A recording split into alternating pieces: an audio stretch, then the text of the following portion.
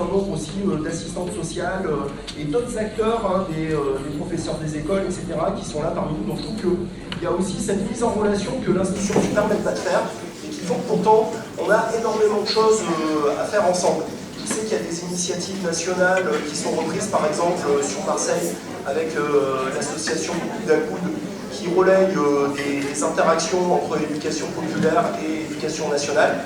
Et donc je m'arrête là, puisque la suite va découler un petit peu de ce qui va être échangé ici, avec Clémence qui va animer. Merci Régis. Alors nous on est la table ronde de la digestion, on va essayer d'être un peu dynamique. Moi je suis Clémence, Clémence Emprunt, et je fais partie de l'association L'Ébullition. Et dans ce dézoomage de qui sont les autres acteurs autour des jeunes, il y a donc l'éducation populaire. On est venu à nombreux et nombreuses de Romans-sur-Isère, puisque l'après-Crépole, ça a aussi marqué une volonté de se retrouver et d'organiser des choses ensemble entre l'éducation populaire et l'éducation nationale. Voilà, il me semble que c'est déjà une piste de pouvoir travailler ensemble voilà, sur cette histoire-là.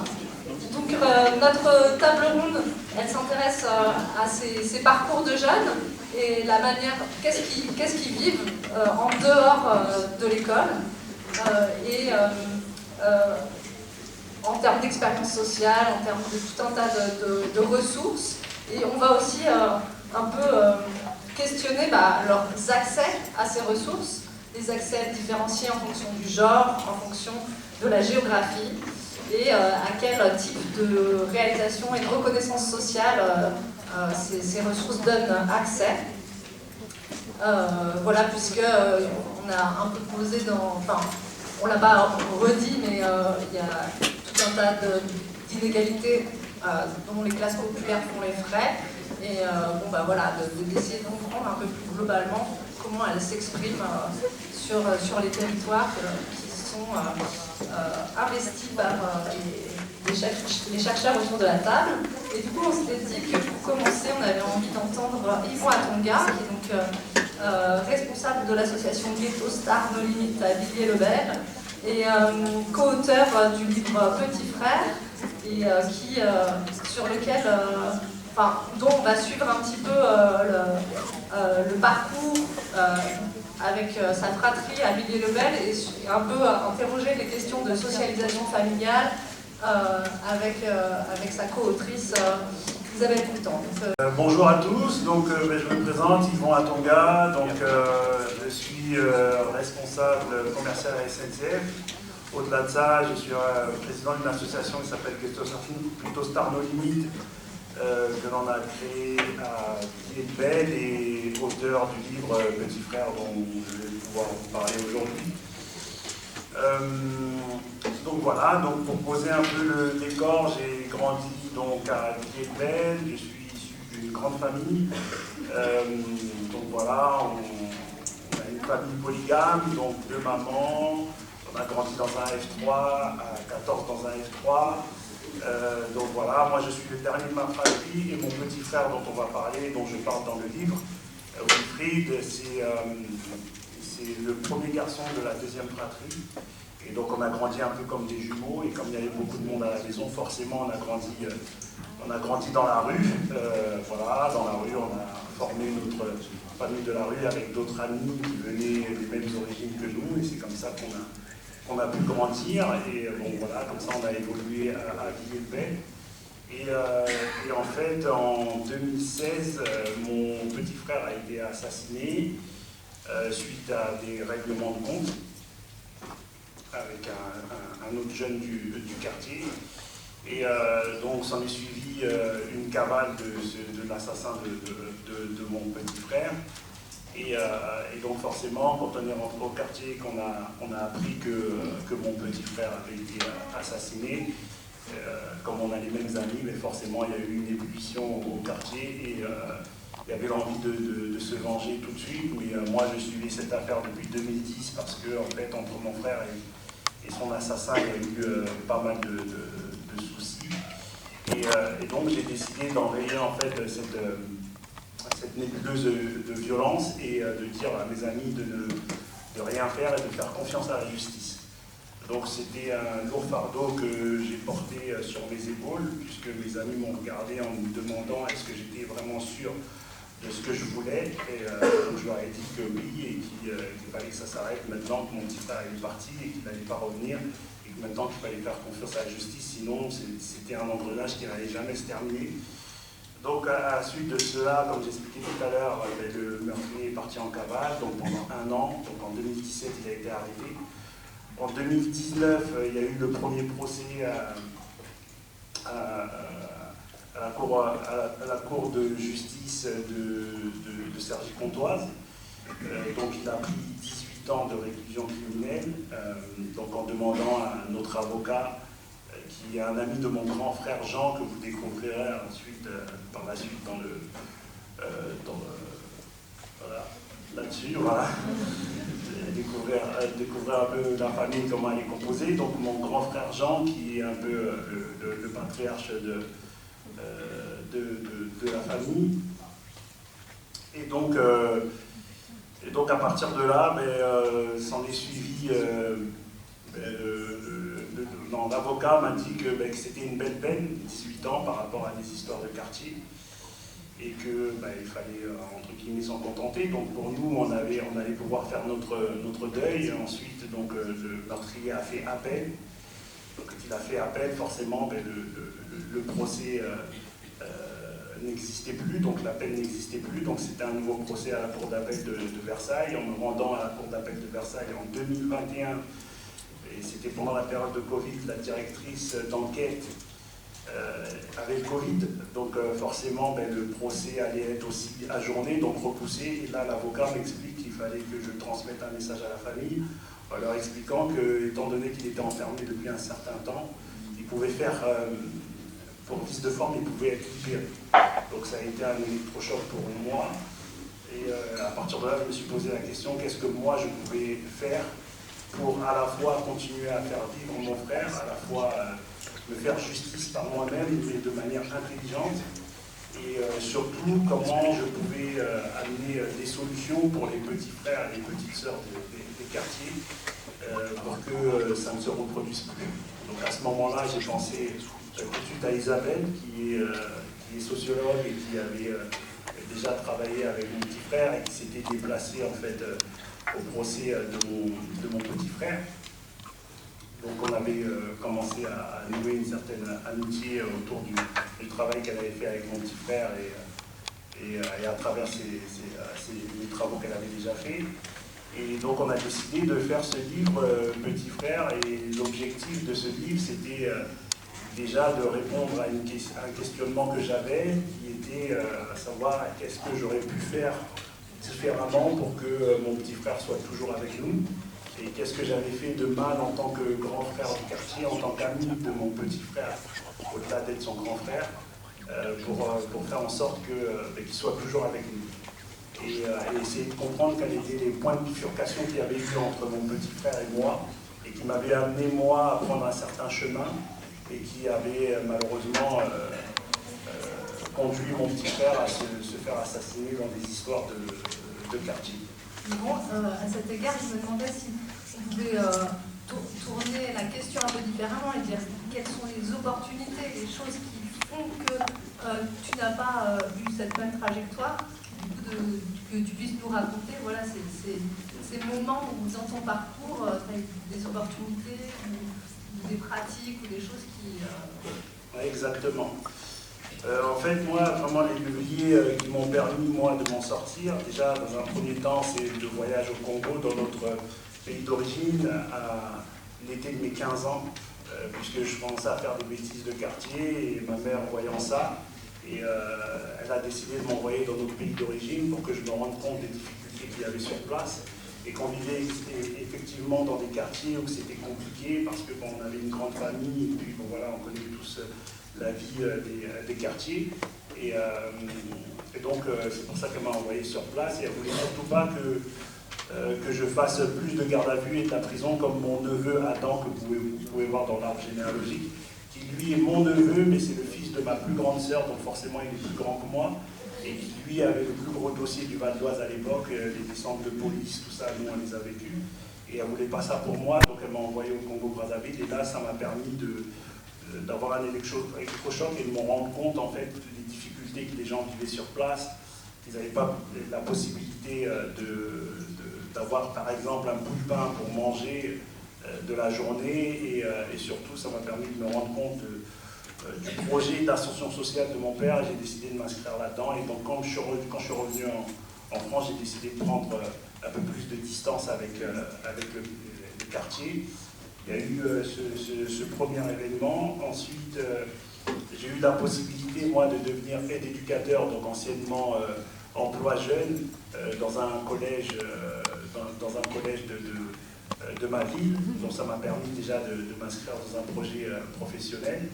Et ensuite de rentrer à la SNCF. Et à la SNCF, il y avait une politique d'emploi de la diversité, et j'ai pu en profiter. Donc c'est là où je me suis rendu compte que les politiques publiques, elles nous permettaient aussi à nous, jeunes de quartier, d'avoir un peu d'espoir, et surtout de changer nos destins. Et en fait, quand je suis arrivé à la SNCF, je devais être assermenté. Et donc pour être assermenté, il faut une enquête de voisinage et de bonne moralité. Et comme j'avais fait de la garde à vue, que ma famille était un peu connue, les retours ont été négatifs. Donc à ce moment-là, il y a un syndicaliste qui m'a pris en main à la SNCF et qui m'a aidé à faire un courrier. On l'a adressé au préfet, qui a pu comprendre que, voilà, que j'avais grandi dans un quartier, mais que j'avais réussi mon examen, mon entrée à la SNCF, et que surtout j'étais deuxième de ma promo, et donc il m'a donné ma chance. Et sans ça, je pense que ma vie aurait été différente. Donc voilà, j'ai pu bénéficier de ça. Voilà.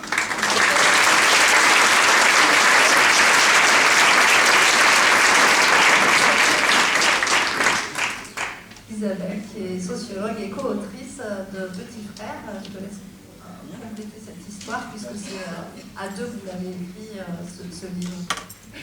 Alors, le point de départ du livre, ça remonte à il y a plus de 20 ans, parce que j'ai d'abord rencontré Wilfried en 2001, qui avait 21 ans à l'époque, et c'était dans le cadre d'un travail de thèse en sociologie sur la question de la délinquance. À la fois, je m'intéressais d'une part à pourquoi une intolérance croissante à l'égard de la petite délinquance. On était aussi dans ces problématiques de politique de répression, l'idée que les jeunes que le travail éducatif ne servait à rien, qu'il fallait appliquer une politique de tolérance zéro. Donc voilà, c'était pourquoi cette intolérance croissante. Et puis aussi, quels sont les facteurs de désistance, donc de sortie des logiques de rue, comme on a travaillé un peu dans le même temps sur ces questions avec Marwan Mohamed, qui était là ce matin.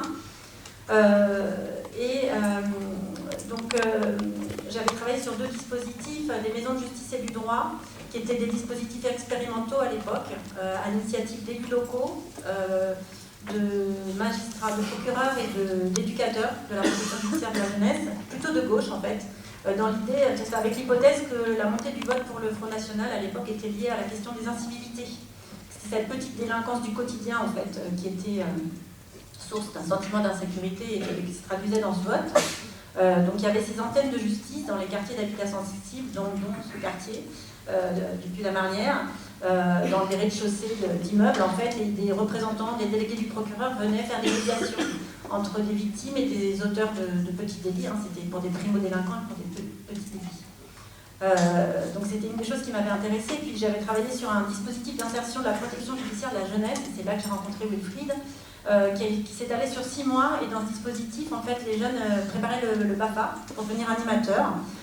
Donc il y avait à la fois des temps de stage, mais ils étaient vraiment accompagnés, c'est-à-dire que pour ces jeunes-là, c'était pas facile de trouver des stages tout seuls. Donc en fait, tout ce travail-là était fait en amont par les formateurs et les éducateurs.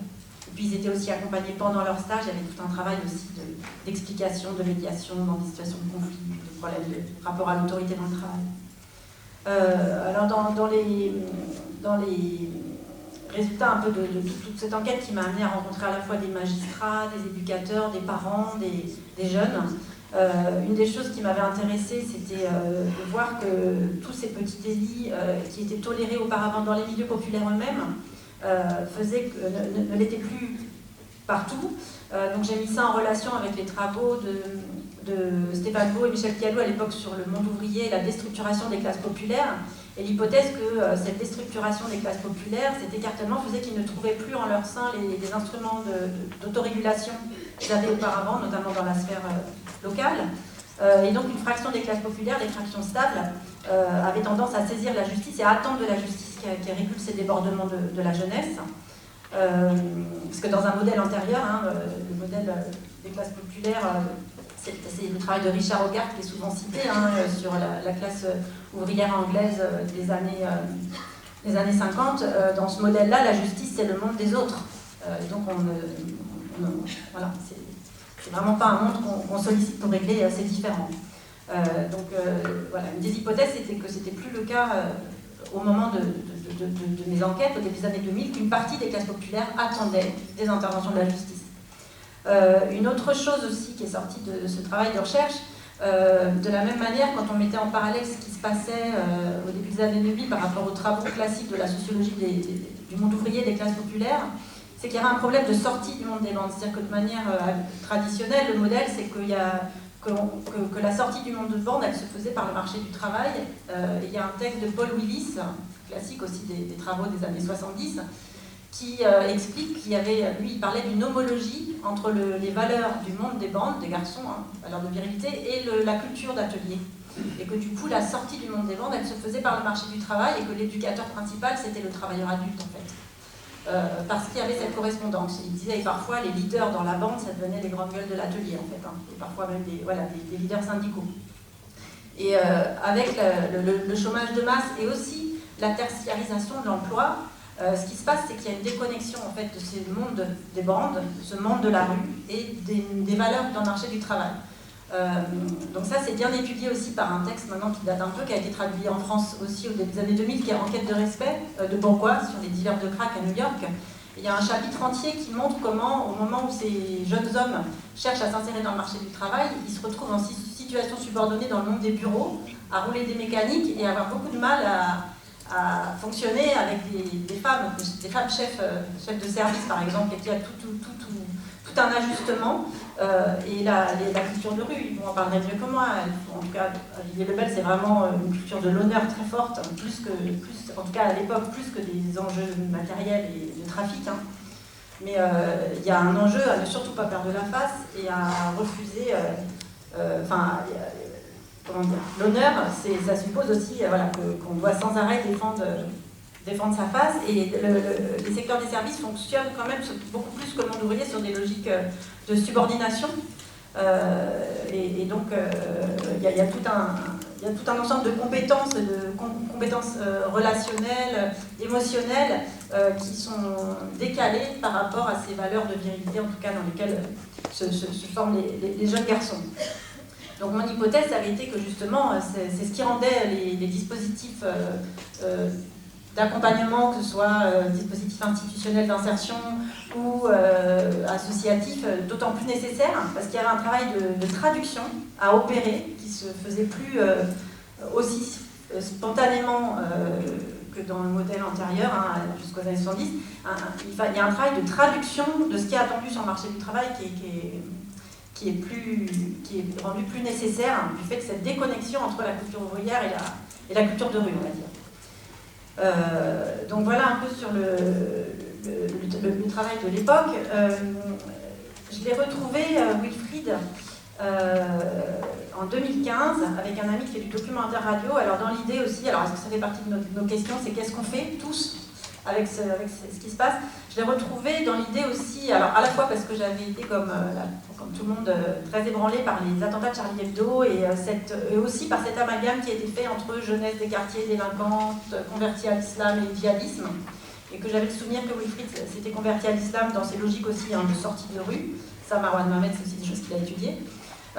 Et j'avais vu qu'il avait monté un club de boxe, toujours dans son quartier, donc ça m'intéressait de le retrouver aussi dans ce contexte politique-là, post-attentat.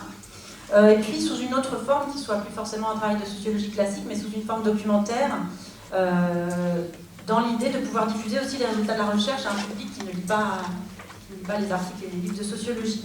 Donc on a commencé un travail de documentaire radio pour faire son portrait. On a fait 3 ou 4 entretiens, je ne me souviens plus, en 2015, début 2016, et puis voilà, en 2016, Wilfried a été assassiné.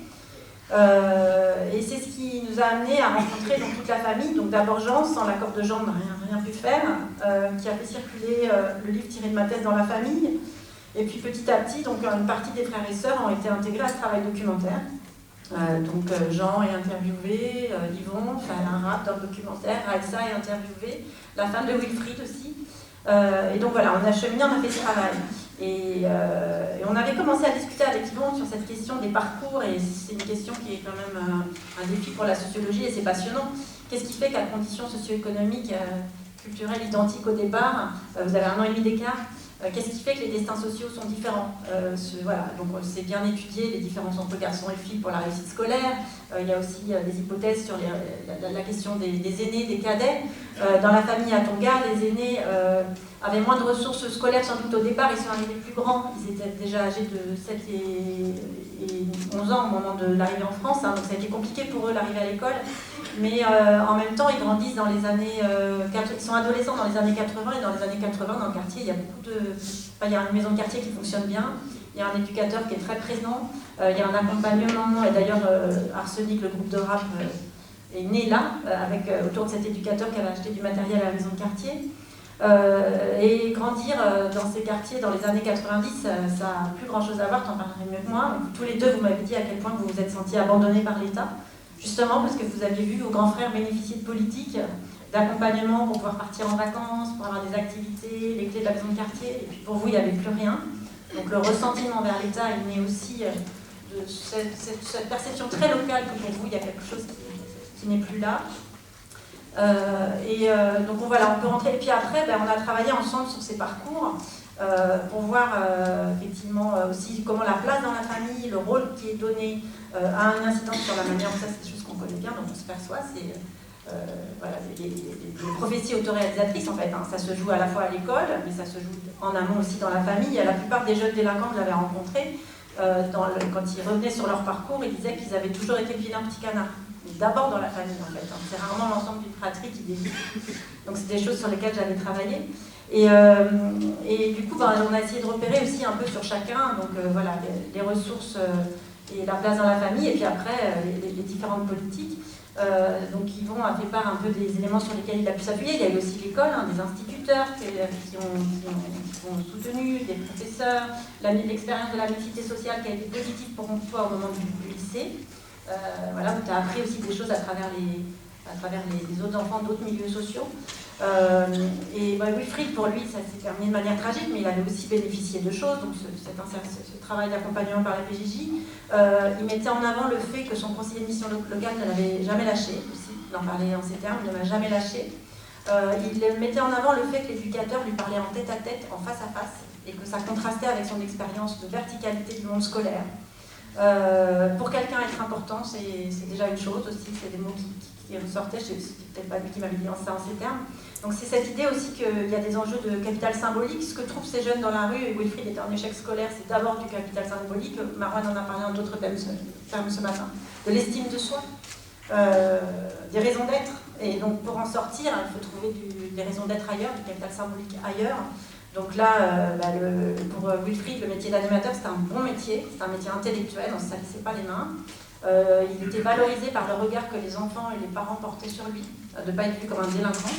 Donc tous ces enjeux-là, voilà, qui donnent une motivation et aussi la force pour sortir des logiques de rue, parce que c'est pas facile, alors tu en parleras mieux que moi, mais il y a une force de rappel très forte de la culture de rue, c'est difficile de s'en dégager quand on reste vivre sur place. D'ailleurs, voilà, il n'a pas réussi à s'en dégager finalement. Parce qu'il y a des enjeux de ne pas trahir, des enjeux de loyauté très forts. Donc voilà peut-être un peu sur les principaux éléments sur lesquels je peux insister là en minute. Parce que nous on a décidé qu'on ferait 2 passages pour être bien dynamique. Du coup, on s'est dit que ça allait être...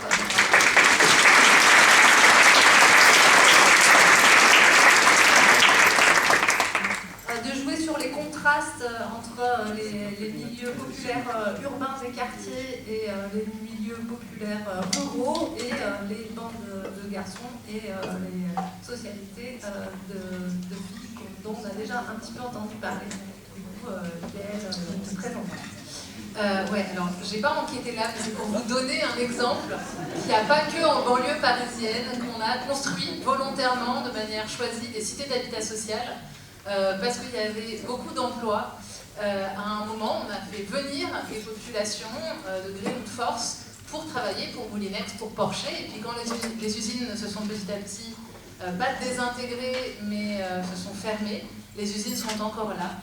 En plein milieu, et le quartier d'Orzy à Revin reste un quartier autour duquel il n'y a plus rien, et il n'y a plus de travail depuis maintenant 2 générations. Bon, ça c'était la passerelle.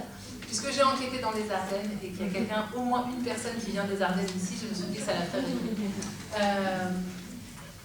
Non, ce qui ressort dans l'enquête sur les filles du coin, et qui va rejoindre un peu ce que tu disais, enfin ce que vous disiez l'un et l'autre sur la place des associations, la place de l'école, et qui va être recroisée dans le moment où on se pose toujours la question de « Ok, et maintenant on fait quoi et quelles sont les ressources potentiellement qui pourraient être activables ?» C'est le fait d'avoir enquêté sur 4 endroits différents et de me rendre compte assez rapidement qu'il y a des endroits où, notamment dans le secteur associatif et dans les associations d'éducation populaire quand elles sont présentes, et ou sinon dans les équipes d'animation, on va dire, je n'ai pas envie de dire périscolaire, mais d'animation de jeunesse. Une grosse différence entre les équipes où il y a une équipe et les endroits où il y a des gens qui circulent mais qui ne sont pas en poste fixe.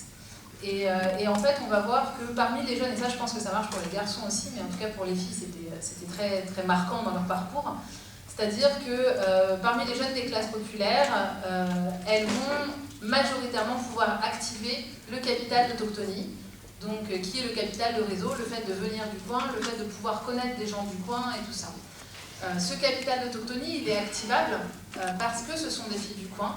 Il est activable davantage pour les filles qui viennent des familles respectables, davantage pour les filles qui ne sont pas les filles marginalisées, parce que justement elles peuvent comme ça décrocher des premiers jobs, parce que c'est comme ça que si elles auront les bons plans sur une voiture, ou encore enfin bon, tous les systèmes de bons plans, d'entraide, de solidarité que permet le capital d'autochtonie, à défaut d'avoir un capital économique, à défaut d'avoir d'autres formes de capitaux qui peuvent être mobilisés dans le quotidien. Et en fait, dans les filles du coin, ce qu'on voit, c'est que les jeunes vont pouvoir s'appuyer sur des animateurs, des animatrices, des éducateurs, des éducatrices, des conseillers, conseillères en mission locale, et donc c'est là où ça fait des points finalement assez communs avec d'autres parcours de jeunes des classes populaires, quand les équipes ne tournent pas, parce que ces personnes-là vont rester en fait au cours de leur jeunesse, au cours de leur enfance, au cours de leur adolescence, au moment de l'entrée dans la vie adulte, comme des personnes ressources, comme des personnes piliers, même si éventuellement elles vont changer de poste, mais en fait elles sont toujours là. Et donc ces personnes-là, elles vont aussi pouvoir solliciter les jeunes quand les jeunes ne les sollicitent plus. Elles vont pouvoir les appeler quand les jeunes n'appellent plus. Elles vont pouvoir les chatouiller quand les jeunes ne font plus trop de signes. Et ça va être des moments très importants dans l'ensemble des moments clés des filles, typiquement quand elles obtiennent un CAP, un DEP ou un bac pro SAPVER ou ASSP, parce que c'est les principaux diplômes qu'elles vont passer pour les filles que moi j'ai enquêtées dans les filles du coin, donc les diplômes d'aide à la personne et tout ça. Elles vont présenter leur diplôme, le fait qu'elles soient enfin diplômées, qu'elles aient réussi voilà, auprès des animateurs, des animatrices, auprès des conseillers, conseillères, qui les a vues grandir en fait. Mais c'est aussi auprès de ces personnes-là qu'elles vont essayer de construire un CV tant bien que mal, parce que quand on a 17-18 ans, construire un CV avec une expérience professionnelle fortement voilà, bien fournie et bien garnie, c'est-à-dire avec le vide, c'est avec ces personnes-là aussi on apprend à écrire un CV avec rien, pour valoriser des expériences un peu qui n'existent pas, mais en même temps en ayant la possibilité de dire ok, qu'est-ce qu'on met dans un CV aujourd'hui pour postuler à Super U, alors que je connais le patron de Super U et que de toute façon je sais déjà que ça sera Machinette, Océane, puisqu'il y a 15 Océanes dans l'enquête. Océane qui aura, c'est la génération des Océanes. C'est Océane qui aura de toute façon le job parce que son père connaît le patron du Super U. Et à l'inverse, en fait, donc ces personnes-là, elles vont rentrer comme des figures importantes et elles vont permettre de concurrencer le capital, les capitaux d'interconnaissance qui sont d'abord construits par les familles, notamment pour les filles les plus marginalisées du groupe des filles du coin.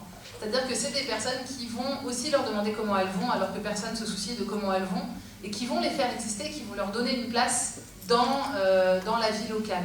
À l'inverse, quand les équipes n'ont pas les moyens de fonctionner, donc souvent parce que les postes ne sont pas assez rémunérateurs, donc on n'arrive pas à fixer des animatrices, des animateurs, c'est pas parce que les territoires font fuir les gens, c'est plutôt parce que les conditions de travail, les conditions d'emploi, les salaires sont pas là, les gens ne restent pas bien souvent, et ben ce turnover permanent ne permet pas à ces jeunes filles-là d'avoir d'autres formes de ressources que sont uniquement leurs parents.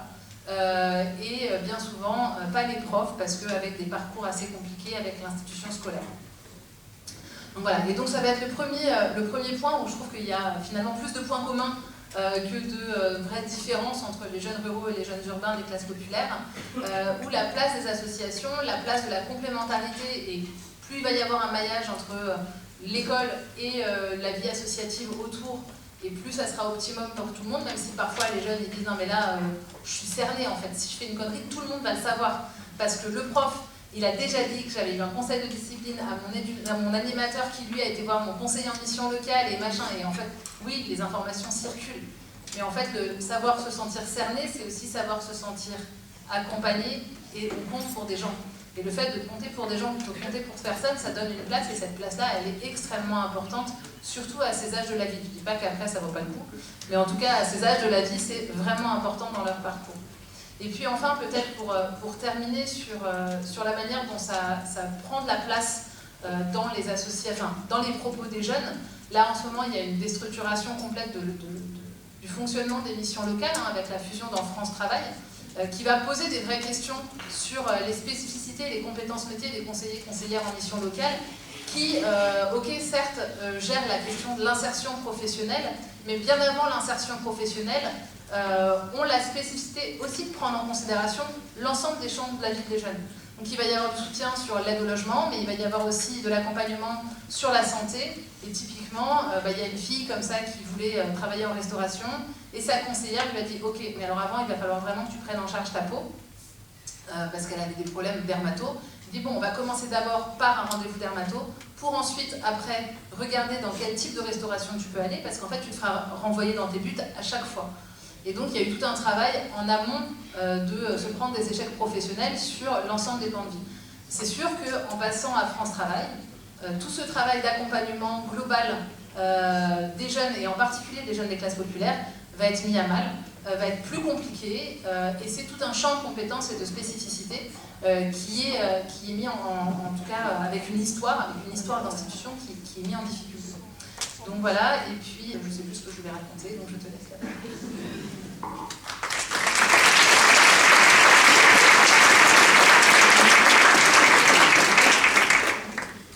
Eh ben, merci beaucoup. Du coup, je propose qu'on dézoome un petit peu, puisque c'est plus une entrée jeune, mais c'est aussi d'ouvrir la focale un petit peu pour voir, on a entendu, ça implique des politiques publiques, ça implique tout un tas d'acteurs de territoire.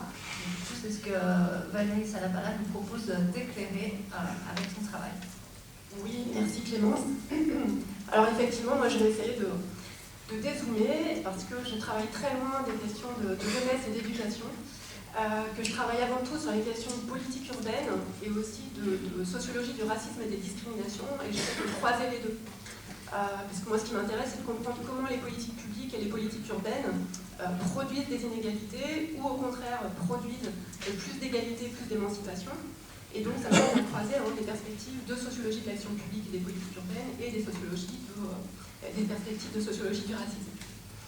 Alors, je vais commencer par partir de résultats de recherches auxquelles j'ai participé, pour essayer de tirer quelques constats et questions plus générales dans un deuxième temps. Et donc, concernant les recherches dans lesquelles j'ai été impliquée, je vais revenir sur deux choses. Alors, la première chose, ce sont des recherches que j'ai menées sur les politiques du logement social, d'attribution des logements sociaux et de mixité sociale, entre guillemets, cet objectif de mixité sociale, qui n'est jamais vraiment défini, étant depuis une trentaine d'années au cœur de la politique de la ville et de la gestion politique des quartiers populaires. Et cette question, elle est importante à analyser parce que quand on l'analyse, ça conduit à déconstruire un certain nombre de représentations sociales sur les quartiers populaires. Alors ces questions, moi je les ai abordées dans deux cadres principalement. Il y a bien longtemps dans ma thèse, que j'ai effectuée entre 2000 et 2005 en gros, donc à partir d'une enquête à Marseille et à Birmingham. Et puis plus récemment, dans le cadre d'un collectif de recherche qui s'appelle API comme attribution, peuplement et intercommunalité, on a fait une enquête entre 2017 et 2020 pour comprendre comment se recomposent les politiques d'attribution des logements sociaux à l'échelle des 6 agglomérations françaises. Et moi, ce qui m'intéresse là-dedans, c'est que plusieurs résultats qui apparaissaient déjà dans l'enquête que j'avais effectuée au début des années 2000 continuent d'être observés dans l'enquête du collectif API. Un de ces résultats, c'est que les acteurs des attributions de logements sociaux attribuent les logements en cherchant à mettre le bon candidat au bon endroit, je mets des guillemets aussi bien sûr, en catégorisant les ménages selon des critères qui sont officieux, alors des critères qui doivent être socio-économiques, des critères de résidence communale avec un principe de préférence communale qui est très présent, mais aussi des critères raciaux. Et donc on voit que les catégories raciales, elles occupent une place saillante dans la manière dont les acteurs des attributions perçoivent et gèrent les situations d'attribution. Et au bout du compte, les groupes qui sont assignés à un statut racial minoritaire ont moins de chances d'accéder à un logement social ou aux quartiers de logements sociaux qui sont les plus attractifs. Autrement dit, dans les termes de sociologues que j'utilise, on observe des formes de production institutionnelle des discriminations raciales dans l'accès au logement social. Et je me suis beaucoup appuyée dès mes travaux de thèse sur les Race and Housing Studies, donc un courant de travaux britanniques qui amène ces conceptualisations en termes de production institutionnelle des discriminations et qui étaient très peu présents en fait dans le contexte français. Alors, ces travaux, pour faire peut-être un lien quand même avec les questions qui nous occupent, je pense qu'un de leurs intérêts, c'est que ça permet de mettre à distance certaines représentations sociales sur les quartiers populaires, et en particulier sur le supposé séparatisme, communautarisme des habitants des quartiers populaires. En fait, ce qu'on voit, c'est que ces représentations, elles invisibilisent le fait qu'il y a des mécanismes institutionnels qui produisent des discriminations, qui produisent de la ségrégation dans l'accès au logement social. Et puis ces résultats, ils conduisent aussi à interroger les politiques de mixité sociale, donc qui sont centrales dans la politique de la ville depuis la fin des années 70 et encore plus depuis les années 90. Parce que, en fait, ce qu'on voit sur le terrain, c'est que l'invocation de ce principe de mixité sociale, il sert surtout aux acteurs des attributions à justifier la marginalisation des ménages qui sont les plus pauvres et des minorités raciales. Alors, je voulais aussi évoquer une deuxième recherche que j'ai menée. C'est une enquête que j'ai effectuée au début des années 2010, en partie avec un groupe d'étudiants de l'Université de Saint-Étienne, dans un quartier populaire qui s'appelle Firminy-Vert, dans la commune de Firminy, qui se trouve à une dizaine de kilomètres de Saint-Étienne, dans laquelle, dans ce quartier, en juillet 2009, il y a eu plusieurs nuits d'émeutes urbaines, après la mort d'un jeune du quartier qui s'appelle Mohamed Benmouna, à la suite d'une garde à vue. Et quand ça s'est passé, moi, ça m'a semblé important d'analyser ça, parce que donc, quelques années plus tôt, j'avais soutenu ma thèse. J'ai soutenu ma thèse en novembre 2005, donc en plein pendant les émeutes de novembre 2005. Et à ce moment-là, je sentais vraiment une tension très forte entre les résultats que je présentais dans ma thèse, à savoir le fait qu'il y a un caractère banal, ordinaire de discrimination raciale dans l'accès au logement social, et puis d'un autre côté, les cadrages politiques et médiatiques qui dominaient sur les émeutes de novembre 2005, donc qui dépolitisaient complètement les émeutes et qui mettaient l'accent sur des causes telles que la délinquance, le supposé manque d'intégration ou refus d'intégration des immigrés ou perçus comme tels, le communautarisme, etc. Alors, cette enquête, elle a comporté 2 volets. D'abord, une série d'entretiens avec des jeunes habitants et habitantes de ce quartier. Alors, qu'est-ce qui est ressorti de ce volet d'entretien qui visait à comprendre comment est-ce qu'ils avaient perçu et interprété ces émeutes? Alors, d'abord, une première chose, c'est l'hétérogénéité des profils et des trajectoires sociales au sein de ce quartier. En fait, on a une jeunesse au sein des quartiers populaires qui n'est pas du tout homogène, au sein même d'un quartier populaire, une très forte hétérogénéité selon des lignes de classe, de race, de genre évidemment, etc. Et on avait parmi ces jeunes des lectures des émeutes qui étaient très différentes selon la position qu'ils occupaient dans ces rapports sociaux de classe, de race, de genre, etc. Une partie d'entre eux politisaient très fortement les émeutes, politisaient la mort de ce jeune qu'ils lisaient comme une expression du racisme policier. Et parmi eux, les jeunes hommes racisés politisaient très fortement la situation en la mettant en lien avec leurs propres expériences de contrôle de faciès, etc. Très souvent. Mais plus largement, les jeunes habitants et habitantes racisés reliaient les émeutes à leurs expériences ordinaires du racisme et des discriminations. Et puis, il y avait un autre volet dans l'enquête qui consistait à aller voir du côté des acteurs politico-institutionnels locaux pour comprendre comment est-ce qu'ils avaient géré, interprété et géré ces événements. Alors, ce qui est ressorti de l'enquête, c'est principalement que pour ces acteurs, la priorité politique, c'était de préserver l'image, préserver l'attractivité du quartier et de la commune.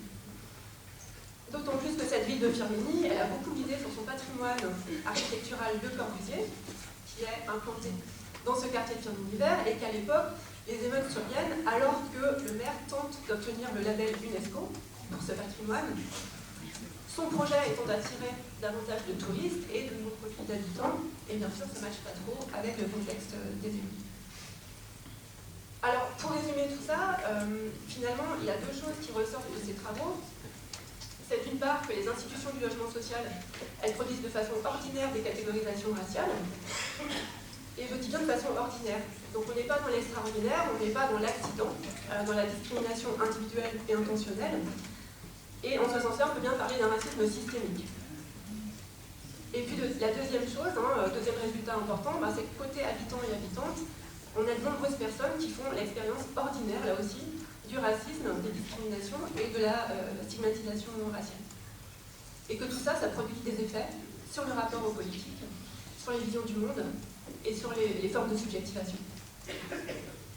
Alors, à partir de là, pour essayer de dézoomer, je finirai par quelques constats, en fait, et quelques questions plus générales sur les politiques publiques et les quartiers populaires. Première question, on peut s'interroger sur la politique de la ville en tant que politique qui vise à résorber les inégalités entre quartiers depuis la fin des années 70. Cette politique a été largement construite autour de deux volets. Il y a un volet social, donc c'est tout ce qui est action sociale, éducative, culturelle, etc. Et puis il y a un volet bâti. Ce qu'on voit, et notamment depuis les années 2000, c'est que le volet social, il s'est très nettement effacé. Et c'est un problème, puisque, on l'a entendu, ces actions sociales, socio-éducatives, elles sont importantes, elles produisent des effets concrets, notamment sur les jeunes. Depuis 2005, en fait, la politique de la ville, elle s'est de plus en plus rabougrie sur son volet bâti, sur la politique de rénovation urbaine, donc démolition, reconstruction, que Jean-Louis Borloo, à l'époque, a présenté comme ayant pour objectif de, entre guillemets, casser les ghettos, au nom du mot d'ordre d'une mixité sociale. Il y a plein de choses à dire là-dessus, notamment le fait que cette politique, elle est basée sur une lecture erronée de la réalité empirique, puisque, en fait, c'est aller trop vite, beaucoup trop vite, que de parler de ghetto pour les quartiers populaires en France. Il y a plein de choses dans cette politique qu'il faudrait interroger, peut-être qu'on y reviendra dans la discussion si vous voulez. Mais ce que je voulais dire aussi pour finir, c'est que je pense que si on veut analyser les politiques publiques dans les quartiers populaires, ça peut aussi être piégeux de n'orienter le regard que vers la politique de la ville. Je pense qu'il faut dézoomer encore plus, et qu'en dézoomant, on va parler d'autres choses. Alors, j'en propose trois, comme titre de réflexion. Une première chose, c'est que les habitants et les habitantes des quartiers populaires n'ont pas le pouvoir politique, ou en tout cas, ils en ont très peu, notamment les jeunes, et qu'en plus, quand ils et elles le prennent, elles sont souvent réprimées. Une deuxième chose, c'est qu'on a un autre problème qui se pose, c'est celui des politiques de droit commun, des politiques en matière de services publics, parce que les quartiers populaires sont moins bien servis que les autres par les politiques de droit commun, et qu'en termes de budget de l'État, la politique de la ville, c'est très réduit. C'est évidemment notamment le cas de l'éducation. Et puis une troisième chose, on a un autre problème majeur, c'est l'absence de politique de lutte contre le racisme et les discriminations, que ce soit à l'échelle nationale ou à l'échelle locale. Ceci, alors même que l'expérience du racisme et des discriminations est centrale dans la vie, dans le quotidien, d'une part importante des habitants et des habitantes des quartiers populaires, et pas seulement, évidemment, dans les quartiers populaires. Et que tout ça est démontré, amplement démontré par les recherches en sciences sociales. Et cette absence, elle est possible parce qu'il y a un déni du racisme et des discriminations dans la société française et par ses institutions. Et donc, là, je finirai par ça, par rappeler que la violence qui touche la jeunesse en France, c'est aussi celle du racisme et des discriminations.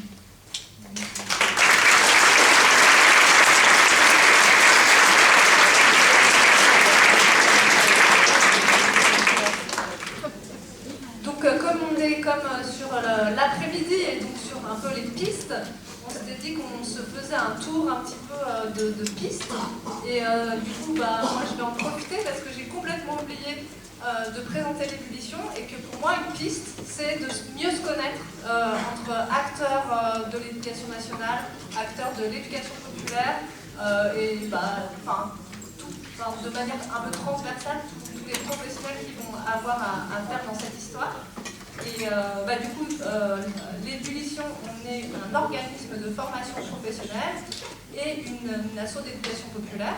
On aura des plaquettes sur la table là. Et on travaille depuis très longtemps sur la lutte contre les discriminations, et notamment les discriminations de genre et les discriminations ethno-raciales. Avec des projets qui sont aussi réactualisés fort depuis l'affaire de Crépol, parce qu'on a été touché de plein fouet par ces questions-là. Et que du coup, on fait des interventions aussi en milieu scolaire, on utilise beaucoup d'outils artistiques, et notamment, nous, on travaille et on forme au Théâtre Forum. Voilà. Et à Romans-sur-Isère, on est un réseau d'éducation populaire où on est 8 associations qui essayent de travailler ensemble et qui sommes aussi très intéressés. C'est une des pistes que Yael t'a nommée pour faire du lien avec les professionnels de l'éducation, évidemment. Du coup, voilà, petit tour de rebond de ce que vous avez entendu et de pistes que vous avez envie de pointer. Donc, je te redonne la parole. Oui, donc moi le constat que j'ai pu faire, c'était que mes grands frères, en grandissant en tant qu'adolescents dans les années 80, ils avaient accès au MJC, ils avaient des éducateurs, enfin il y avait des choses qui étaient mises en place dans la politique de la vie pour eux. Et nous, en grandissant dans les années 90, en tant qu'adolescents, on s'est sentis vraiment abandonnés. Et donc forcément, on n'avait plus accès aux maisons de quartier. Quand on voulait monter un projet, c'était très compliqué avec la mairie, parce qu'il y avait énormément d'administratifs, donc il y avait des coûts budgétaires, donc forcément, on était un peu les laissés pour compte. Donc ce qui fait que on s'est réfugiés dans la rue. C'est là où on a trouvé du capital sympathie, et c'est là où on a développé notre code de l'honneur, et donc forcément, réussir à protéger sa personnalité, son ego, donc son quartier, parce que c'est tout ce qu'on avait, puisqu'on n'avait rien du tout à l'extérieur. Et donc potentiellement, on créait des conflits avec les ennemis potentiels, parce qu'ils habitaient de l'autre côté de la rue. Parce qu'on n'avait plus rien, on avait juste notre amour propre, et il fallait qu'on le protège. Et en fait, ce que j'ai pu constater, après coup, à travers le livre, c'est aussi que nos grands frères, par la suite, ils ont pu exister à travers la boxe, ensuite à travers la musique, et donc à travers le rap aussi, puisque moi, je grandis dans une ville où il y avait donc Arsenic qui a eu un grand succès dans les années 98, et c'était une manière pour eux d'exister à travers la musique et à travers le sport. Mais entre la musique, il faut avoir du talent, le sport, il faut avoir du talent, mais tout le reste, ça peut se faire, la réussite peut se créer à travers l'école. Mais j'ai constaté qu'il y avait un no man's land entre la réussite et la rue, et donc l'école devait se placer à cet endroit-là. Mais lorsqu'on arrive à l'école et qu'on grandit dans les quartiers et qu'on a un déficit culturel, forcément on démarre avec du retard, et c'est compliqué de travailler plus pour pouvoir rattraper ce retard. Et quand on n'arrive pas à rattraper ce retard, forcément on se réfugie dans la rue, parce que c'est là où on existe vraiment. Et donc par rapport aux pistes, je pense que l'éducation préventive est très importante, l'éducation populaire est indispensable, les politiques publiques doivent forcément agir, les associations ont leur rôle à jouer pour pouvoir combler ce manque qu'on peut avoir quand on grandit dans les quartiers, avec l'aide aux devoirs, avec l'accompagnement par exemple à travers des musées, pour pouvoir développer sa culture générale. C'est très important, ça nous permet déjà d'équilibrer lorsqu'on arrive à l'école et essayer d'avoir des meilleures notes et essayer de concurrencer nos camarades qui, eux, ont peut-être eu plus de facilité, plus de méthodes. Et donc, c'est là où c'est important. Et donc, c'est pour ça que nous, à travers ce livre Petit Frère, où on parle justement de mon parcours et du parcours de mon frère et des points de bifurcation où Isabelle a pu faire une analyse très, très précise. Ça nous permet d'apporter, en fait, l'idée c'est d'apporter des outils d'éducation préventive aux professeurs pour qu'ils puissent éventuellement étudier ce livre avec leurs élèves, pour que les élèves puissent se rendre compte qu'il y a un ailleurs qui est possible, qu'il y a des champs, le champ des possibles est ouvert aussi pour eux, et qu'il faut juste se donner les moyens, s'identifier à nos parcours et faire les bons choix pour eux, pour qu'ils puissent essayer de s'en sortir à travers l'école.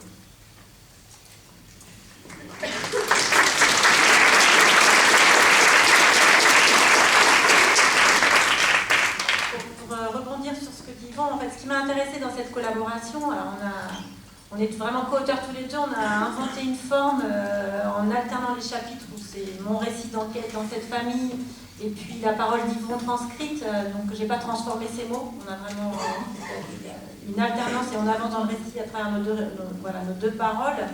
Ce qui m'a intéressé, c'est effectivement ce projet de fournir des figures d'identification aux jeunes des quartiers qui ne sont pas forcément celles dont on parle.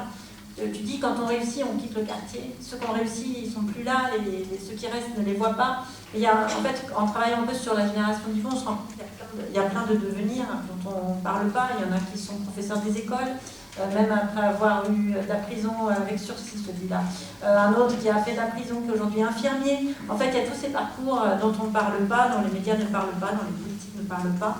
Et donc, en fait, retracer un peu, voilà, aussi cette figure du petit moyen pavillonnaire qui y vont, c'était aussi un des objectifs du livre, en fait.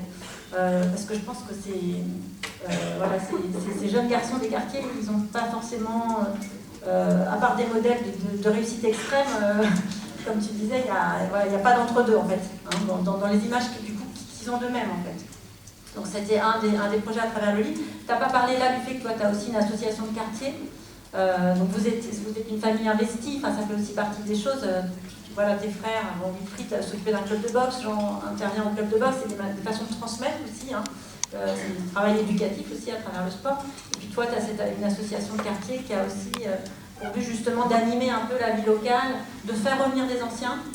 Des anciens autour d'événements locaux pour essayer d'un peu tisser des liens et justement de faire en sorte d'accroître ce capital d'autochtonie dont parlait Yael en fait. Il fonctionne aussi ce capital d'autochtonie finalement si c'est plus le milieu ouvrier traditionnel avec le quartier ouvrier, mais en fait une des entreprises où travaillent certains de tes frères dans la logistique, en fait, on passe les CV et on se fait garant moral, en fait, pour des jeunes qui, comme ils viennent de ce quartier, ont du mal quand même à trouver du travail. Et du coup, il y a aussi ces choses-là. Et faire revenir les anciens, c'est accroître ce capital qui peut servir aux plus jeunes. Oui, effectivement, l'idée, c'est à travers l'association, c'est de faire revenir les anciens qui ont eu une certaine réussite, parce que généralement, quand on quitte le quartier, parce que l'objectif, c'est de quitter le quartier, et quand on quitte le quartier, forcément, on ne revient plus parce que voilà, il y a une certaine évolution, on a changé de milieu social, etc. Et voilà, c'est un objectif pour chacun de pouvoir partir. Mais l'idée, c'est aussi de pouvoir revenir, donc c'est pour ça que j'ai créé cette association, parce que je comprends très bien que les jeunes du quartier ont besoin de figures d'identification. C'est des films miroirs qui leur permet de comprendre que c'est possible pour eux, et donc c'est vraiment ça le travail de l'association, et que ne soit pas délaissé parce que les parents n'ont pas forcément toutes les méthodes, et nous, si on a réussi à construire ces méthodes qui nous ont permis de nous en sortir, l'idée c'est de pouvoir les retransmettre aux petits frères et petites sœurs du quartier pour pas qu'ils soient laissés pour compte et qu'ils soient dirigés vers la délinquance. Alors moi, j'ai pas forcément de solution clé en main, ça serait trop simple. Je vais plaider pour ma propre paroisse, à savoir que je pense que la sociologie, elle peut être aussi une des formes de solution. Alors là, je pense que en plus, je suis devant des personnes convaincues, mais je pense que si on avait accès à pouvoir faire de la sociologie bien plus tôt que la seconde, ça serait vachement plus chouette.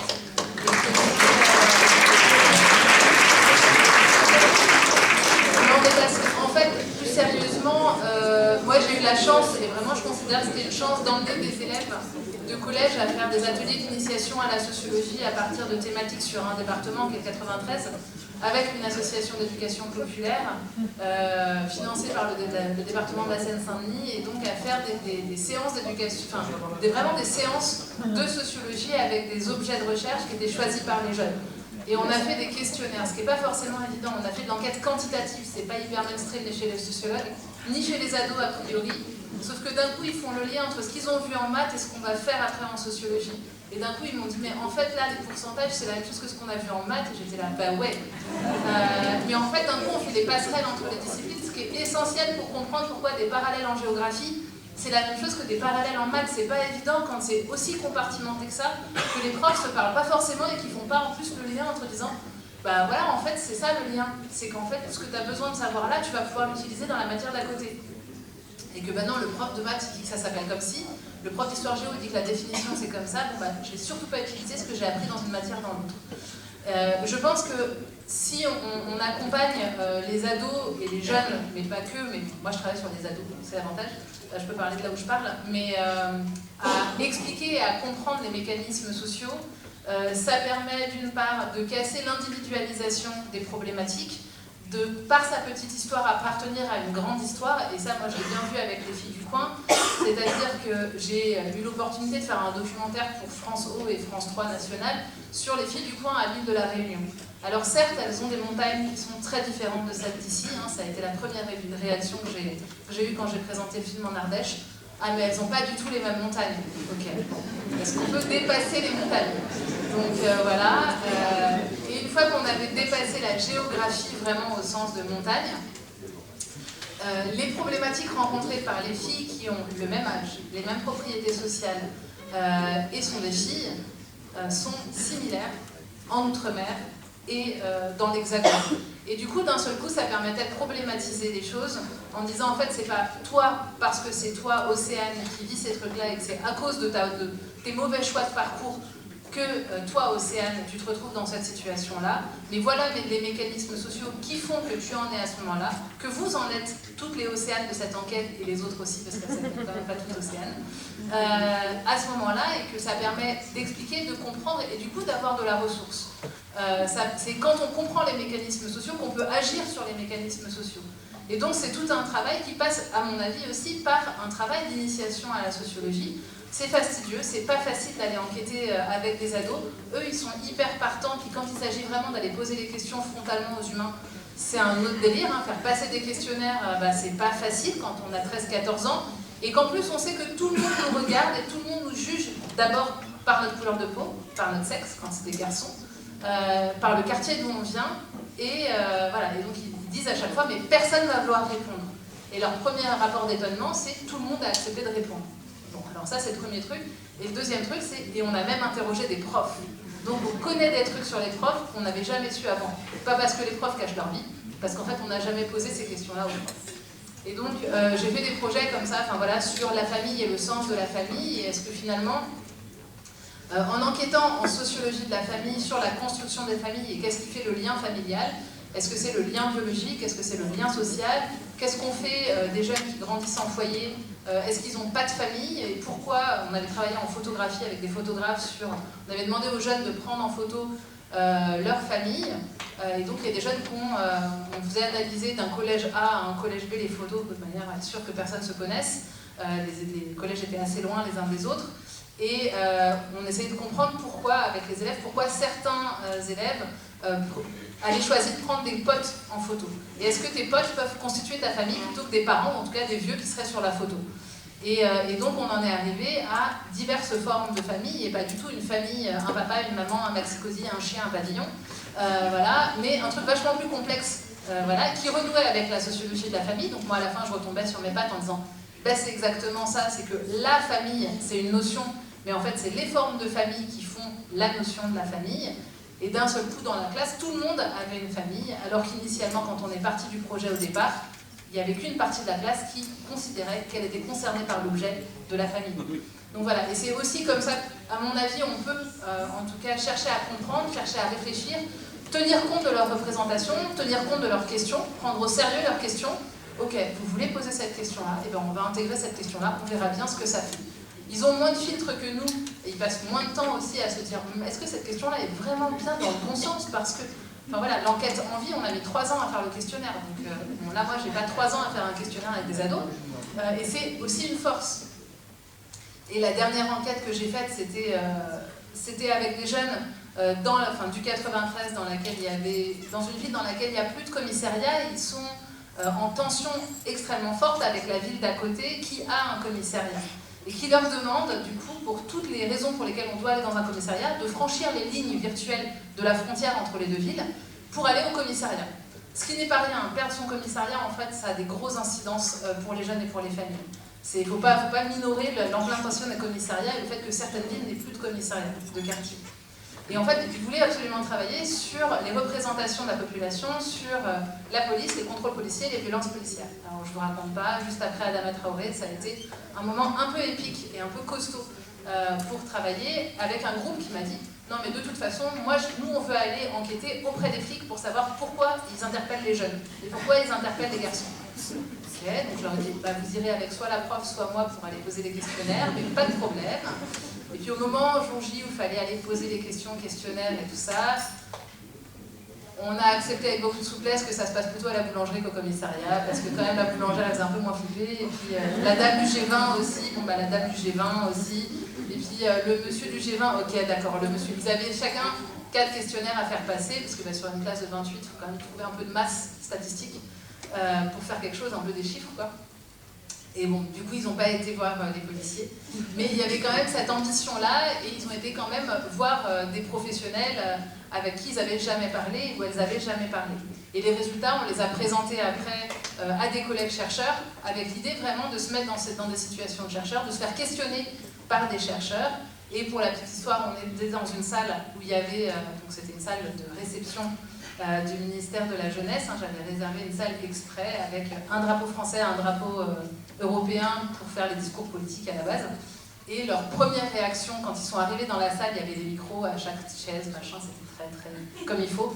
Ils ont passé leur temps pendant un quart d'heure à se prendre en photo devant ces doubles drapeaux. Pour moi, en tordant les idées reçues de tout ce qu'on peut avoir sur le rapport à l'État, la place de l'État. À partir du moment où l'État fait une place, les jeunes prennent la place. Si l'État les rejette, les jeunes rejettent. Il y a un moment où il va falloir entendre ces trucs-là et leur donner la place et prendre au sérieux leurs paroles. Voilà, c'était un petit peu...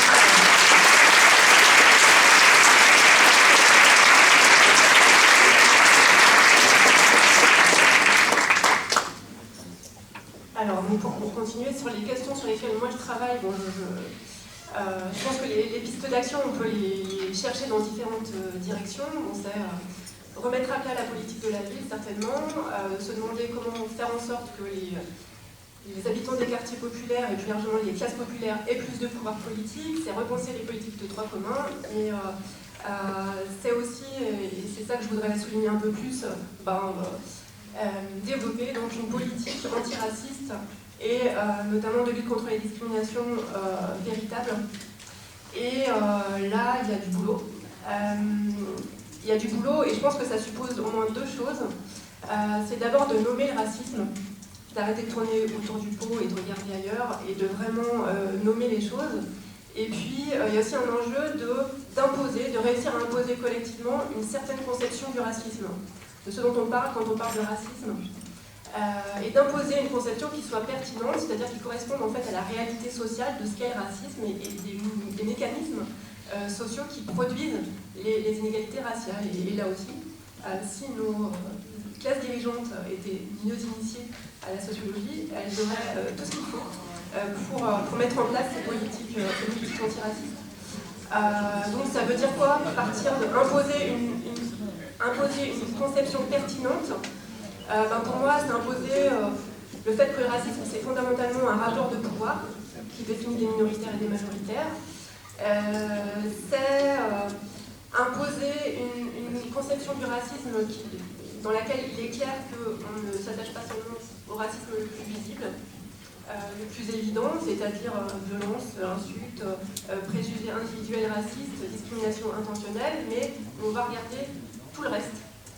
Tout le reste, c'est-à-dire la production institutionnelle des discriminations dont je parlais tout à l'heure, mais aussi le racisme au quotidien, les micro-agressions, la stigmatisation, le fait d'être regardé comme moins compétent parce qu'on est racisé, d'être regardé comme avec suspicion parce qu'on est racisé, etc. Et il y a de plus en plus de travaux autour de la notion de socialisation raciale, notamment aux travaux de Solène Brun, qui attirent l'attention là-dessus, sur tout ce qu'il peut y avoir d'inconscient, d'incorporé dans nos lectures du monde social et la place de la dimension raciale là-dedans. Et pour peut-être faire un lien aussi avec tout ce dont on a parlé ce matin, ça veut dire aussi rompre avec l'idée que l'extrême droite aurait le monopole du racisme, prendre en compte et prendre en charge le fait que le racisme il traverse très largement le spectre politique. Au-delà de l'extrême droite, la gauche radicale y compris. Alors, même si évidemment il y a une spécificité du projet de l'extrême droite, et la spécificité de son rapport au racisme, c'est que le racisme est au cœur de son projet politique, et bien sûr que qu'il faut prendre ça en compte, mais donc comment est-ce qu'on fait pour imposer collectivement cette véritable compréhension de la façon dont fonctionne le racisme et comment est-ce qu'on construit une politique antiraciste là-dessus.